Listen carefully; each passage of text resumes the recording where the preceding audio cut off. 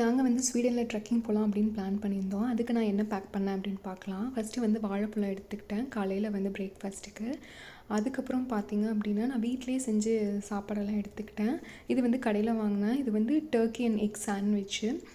அப்புறம் பார்த்தீங்க அப்படின்னா, என்னோடய ஃபேவரேட் வந்துட்டு தயிர் பச்சடி, நட்ஸில் வந்து பாதாம், பிஸ்தா, அதுக்கப்புறம் வால்நட்டு, டேட்ஸு, ஃபிக்கு அந்த மாதிரி எல்லாமே நான் வந்து எடுத்துக்கிட்டேன்.